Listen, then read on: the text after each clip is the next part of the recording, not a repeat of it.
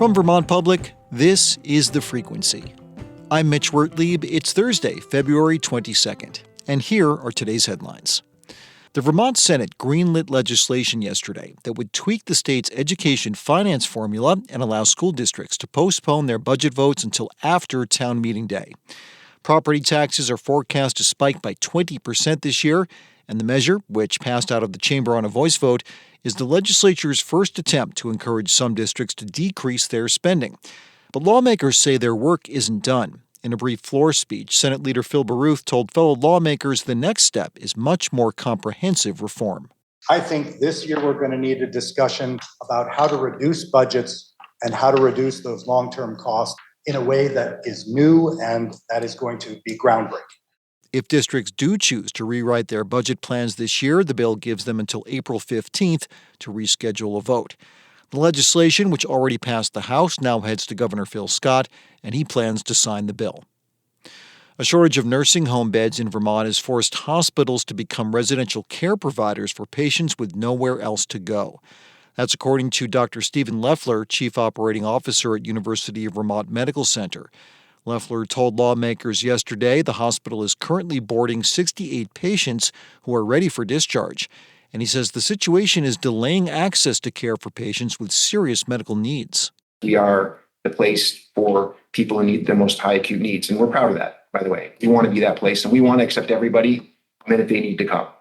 We need to have the capacity to do that.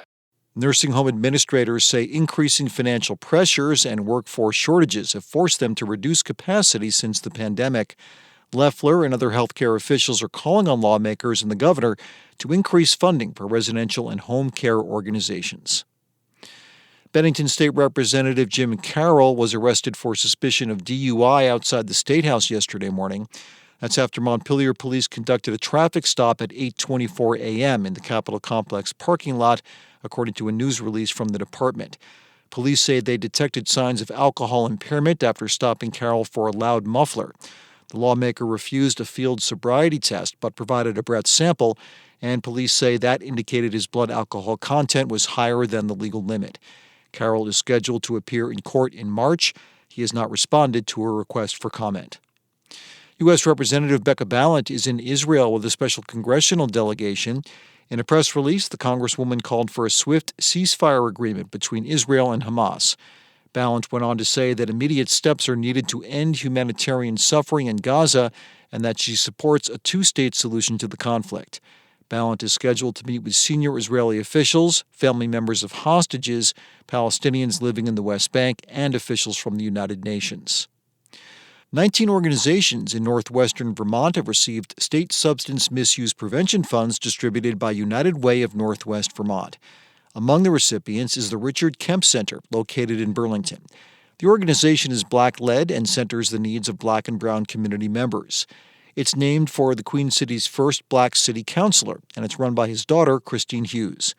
Hughes says $25,000 in substance misuse prevention funds will support the Richard Kemp Center's summer and after-school activities for youth. Hughes says the center celebrates local Black leaders and provides cultural programming that's not common in Vermont. And just even a physical, safe place to be, and also really trying to intentionally listen to them and involve them in the design of what we're doing. It can be a very empowering experience for youth who many times feel like their voices are not necessarily heard. According to the Mayo Clinic, providing supervised activities and support for teens can reduce the risk of drug use. Coming up, more rain events in winter are wreaking havoc with snowpack, adversely affecting water quality. More from a national study on the problem after this. The Frequency is sponsored by VITA. Since 1974, VITA has helped Vermont businesses grow and thrive.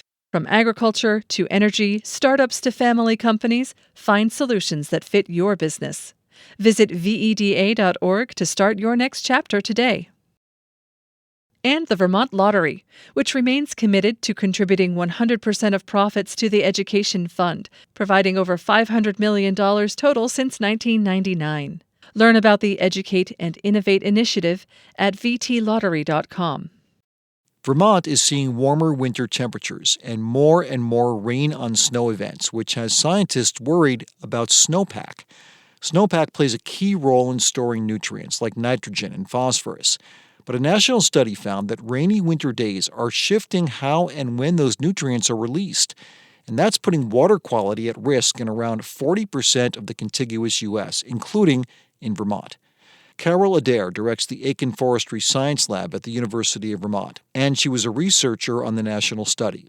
She recently joined host Mary Engus to share more about her findings. First, how does the increase of rain on snow events impact snowpack depth? Right. So rain is very effective at melting snow. And I think that we've all seen this happen throughout this fairly depressing winter here in Vermont. So far, fingers crossed for more snow. But it's very good at melting snow and decreasing our snowpack pretty quickly, helping that snow melt and run off into rivers along with the rain that falls during that time period. And what does the decrease in snowpack depth mean for streams and rivers and other smaller waterways? We are so used to having snowpack, and that snowpack really protects our soils and our land cover, actually, and keeps all of the things that we want to stay on the land, right? And if we don't have that snowpack sort of insulating our soils and keeping things sort of frozen in place, if you will, it's much easier for the rain that falls to kind of drag it along down into the rivers and streams. And that is what we're not used to thinking about and what is sort of new. Why is it so impactful for water quality to have these big rain events happen in the winter on top of the snow? And why is that a problem that melting snowpack is changing how these nutrients are moving through the waterways? There are sort of two issues that the water quality is really affected by. And one is that the snowpack does accumulate some amount of nutrients, and those are things that we're measuring right now in Vermont. It's sort of how much in terms of nutrients and other things are being stored in the snowpack. And that, of course, when it rains on top of that snowpack sort of, and all the stuff in it gets transported down into rivers and streams and lakes, ultimately. The second problem is when we actually run out of snowpack, then we're just left with the bare soil or the ground. And we've seen a lot of that this winter as well. Without that snowpack to sort of protect that surface, we've got a lot of soil that can run off or whatever is there that can run off into our water bodies. And that's really where the largest portion of our nutrients, we believe, are coming from. Well, where are these nutrients coming from? You mentioned runoff and it coming from different things in the soil that end up in the waterways. Is that the only place that's coming from? Well, we have started some research programs here in Vermont to get at this exact thing, trying to figure out where in the landscape, what is moving during the winter, where it's coming from. So it's a fairly open question at this point. The soil, of course, being a large source of, in particular, erosion. If you don't have a snowpack, we get these freeze-thaw events that can sort of freeze the soil and then thaw it so that it sort of expands and contracts and breaks up and can actually result in increasing erosion during the winter time. And a lot of that, if we then have these rainfall events, can get swept down into rivers. And Vermont just saw another major flooding event last December. Vermont's climate assessment predicts that the state will continue to see these rain on snow events in the coming decades due to climate change. Is this a problem that you expect to worsen? And is there anything that we can do about it? Yeah, well, as you know, the problem of warming winters is a larger than Vermont problem, to be sure.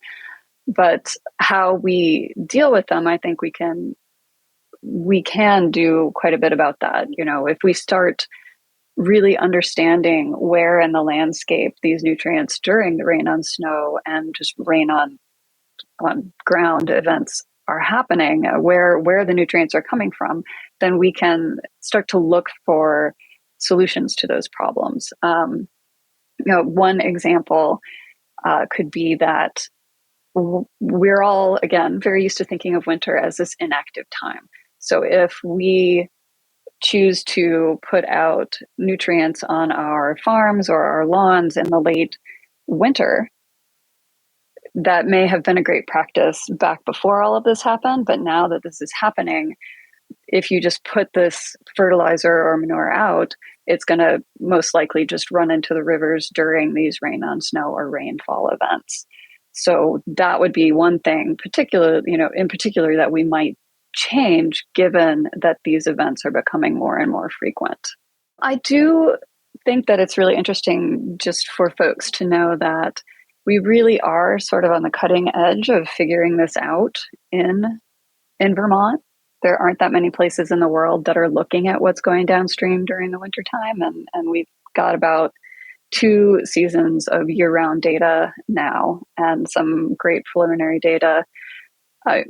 Great, but also sort of, unfortunate because there is a lot going downstream in the winter. But it's really critical for us to be able to figure this out. And then we're working on figuring out where in the landscape exactly these nutrients are coming from so that we'll be better able to address, any problem areas.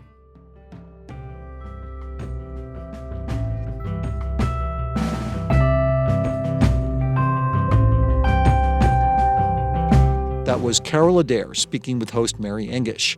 Adair directs the Aiken Forestry Science Lab at the University of Vermont, and she helped write a national study about how water quality is impacted by rain on snow events during the winter. Thanks for listening to The Frequency today.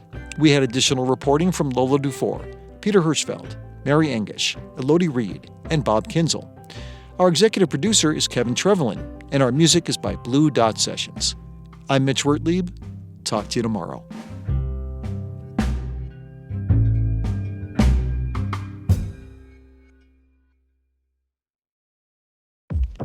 Black perspectives haven't always been centered in the telling of America's story. Now, we're taking center stage. Introducing NPR's Black Stories, Black Truths, a collection of Black-led stories from NPR's podcasts. Search NPR Black Stories, Black Truths wherever you get your podcasts.